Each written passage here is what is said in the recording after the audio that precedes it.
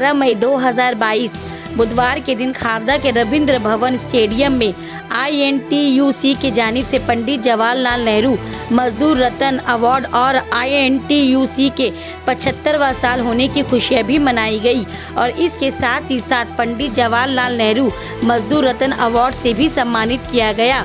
मुख्तलिफ शहरों से INTUC कांग्रेस के बड़े बड़े लीडरान भी उपस्थित हुए और HV न्यूज़ से बात करते हुए INTUC Congress federation West Bengal state president Shri Premnath Kurmi ji ने ये कहा कि जहां मजदूरों की हक को दबाया जा रहा है, हम लोगों की यही कोशिश है कि मजदूरों का हक उन्हें मिलना चाहिए। जूट मिल की परिस्थिति आने वाले दिनों में अच्छा हो और मजदूर अपनी हक की कमाई खा सके।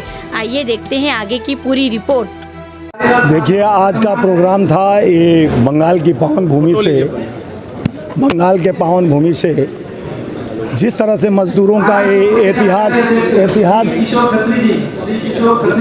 इतिहास रचा गया। यहाँ से सुभाष चंद्र बोस हों या रविंद्रनाथ टैगोर का इतिहास जो रहा है, इस भूमि से माँ काली का आगमन है, माँ काली का पदार्पण हुआ है। जिस तरह से यहाँ पे निरंतर मजदूरों को अपेक्षित करके भारत सरकार जिस तरह 44 से 4 कोड कानून में तब्दील कर रही है, उसकी लड़ाई का शपथ लेते हुए पंडित जवाहरलाल नेहरू अवार्ड फंक्शन किया गया, जो नेहरू जी के किए गए कल्पनाओं का नहीं, नेहरू जी ने जो विकास की देश के लिए एक रेखा खींची, उसी के आधारित आज जिस तरह से उसको दबाया जा रहा है भारत सरकार द्वारा, जिस तरह से शोषित किया जा रहा है, मारा जा रहा है गरीबों को, मजदूरों को, उसी की आवाज़ को बुलंद करने के लिए अवार्ड फंक्शन के माध्यम से देश को संदेश देना चाहते हैं कि मजदूर एकता मजबूत है और मजदूर मजबूर नहीं है। मजदूरों का विकास को जिस तरह से रोका जा रहा है, मजदूरों की आवाज़ को जिस तरह से निरंतर दबाने का कोशिश किया जा रहा है महंगाई के दबाव से, और जात पात धर्म को लाकर जिस तरह से मजदूरों का बात न किया जाए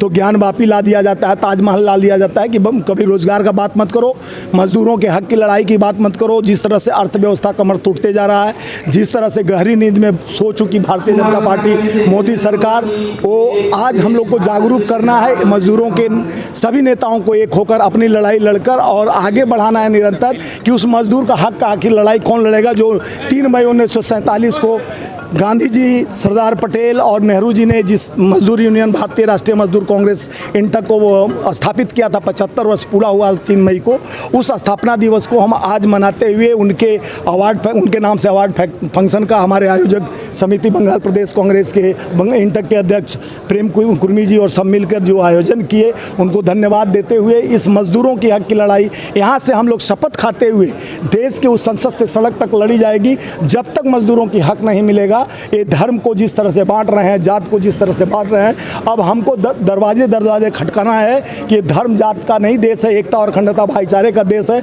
जहाँ सभी धर्मों का सम्मान किया जाता है, सभी जात का सम्मान किया जाता है। आप जात धर्म कुल गोत्र में बांट रहे हो, इससे देश का भूखमरी नहीं मिटने वाला है। पूरा RBI खाली कर दिए, हमारे दो की सरकार चला रहे हो। अडानी जैसा आदमी बढ़ते जा रहा है, कोरोना काल हो चाहे अंबानी बढ़ते जा रहा है, लेकिन जो गरीब है उनका रोजी रोटी नहीं मिल रहा है। और आटा का भी रेट 42% हो गया, तेलहन दलहन दवाई 100 रुपये का पत्ता अब 200 रुपये से ऊपर हो गया। तो आखिर गरीब को क्यों मार रहे हो मोदी जी, ये हम पूछते हैं। मजदूरों का नेता होते हुए मैं चाहता हूं कि भारतीय राष्ट्रीय मजदूर कांग्रेस इंटक के नेतृत्व में पूरे देश का संगठन, मजदूर संगठन एक हो और अपना लड़ाई यहाँ से शुरू करे, बंगाल से आवाज़ जाए पूरे देश की। जिस तरह से निरंतर धोखा भ्रम जुमला दिया जा रहा है, 2 करोड़ नौकरी 15 लाख खाते में पहले दे के धोखा से सरकार आ गई। 8 साल में 45 करोड़ युवा रोजगार मांग रहा है, जो पढ़ लिख के रोजगार के लिए खड़ा है चौखट पर, लेकिन 2 करोड़ बोले थे, आज 2 करोड़ का हो गया 16 करोड़, लेकिन 50 लाख वैकेंसी आता है वापस चला जाता है। जो अपना क्रियवंतित होता है, जो हर मापदंड में युवा तैयार होता है, उसको भी नौकरी नहीं दी जाती है। तो ये सरकार रेलवे प्राइवेट कर रहा है, एयरपोर्ट प्राइवेट कर रहा है, बैंकिंग सिस्टम हैक कर दिया है, जनता को हर चीज़ में खून के तरह, दीमक की तरह खाने का कोशिश कर रहा है। तो इस दीमक को ख़त्म करने के लिए हम लोग, हमारे संस्था के लोग निरंतर लड़ के गरीबों की आवाज़ उठाएंगे। मकसद है सोनिया गांधी, राहुल गांधी पूरे देश में किया जा रहा है, हर राज्य में किया जा रहा है। हर राज्य में मजदूर का जो है यूनियन से विश्वास उठते जा रहा है। मजदूर का कोई लड़ाई नहीं हो रहा। इसलिए सोनिया गांधी राहुल गांधी का आदेश से हर राज्य में हम लोग कर रहे हैं। ज़्यादा पश्चिम बंगाल में जूट मिल का परिस्थिति बहुत ख़राब है।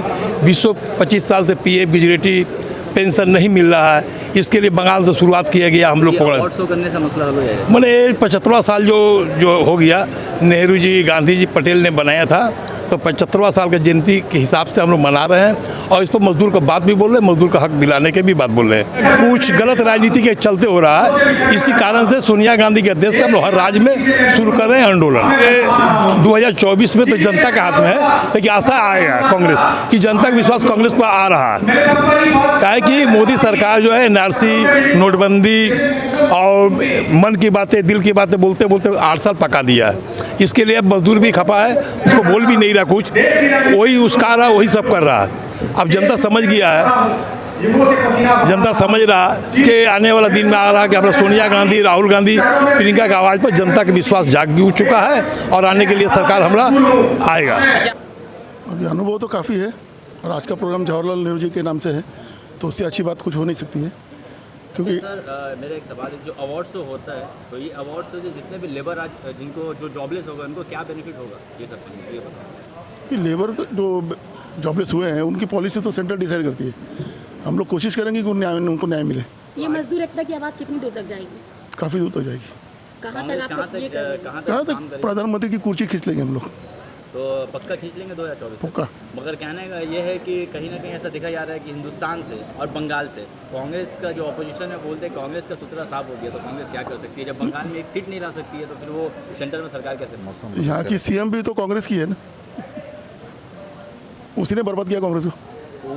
वो जो बोलती है कि कांग्रेस साइन वोट है, तो क्या सही में कांग्रेस साइन वोट है? वो उनकी समझ है। वो क्या लग रहा है 2024 में इसमें कांग्रेस अपनी सरकार मेजोरिटी से जीतेंगे हम लोग 100%? 100%। सर अपना नाम आप बता दें। मेरा नाम किशोर खत्री है, मैं प्रदेश अध्यक्ष महाराष्ट्र इंटक। बहुत अच्छा लगा आज के कार्यक्रम देख करके। ऐसे ही कार्यक्रम करते रहना चाहिए। मैं सभी से अनुरोध करूंगी कि जिस ऐसा कार्यक्रम करने से लोग मोटिवेट होते हैं और अपने काम को अच्छे से कर सकते हैं। मैम आगे कांग्रेस किस तरीके से काम करेगी मैम, ये बताएं आप। कांग्रेस एक शिक्षित, संगठित और एक संघर्ष अपने अधिकार हक के लिए ज़मीनी स्तर पे काम करके वो अपना कांग्रेस का हर स्टेट से लेकर के सेंट्रल तक के अपने स्थान लोगों का ऐसा मतलब ऑपोजिशन का ऐसा कहना है कि हिंदुस्तान में कांग्रेस पूरी तरीके से टूट गए, तो इस मतलब फिर कांग्रेस अपने आप को जोड़ सकेंगी, लग रहा है? बिल्कुल सर, ज़मीनी स्तर पे उतर करके हर एक संगठन को, हर एक मजदूर को उनके शोषण का अधिकार दिला करके हम संघर्ष कर सकते हैं सर। So much.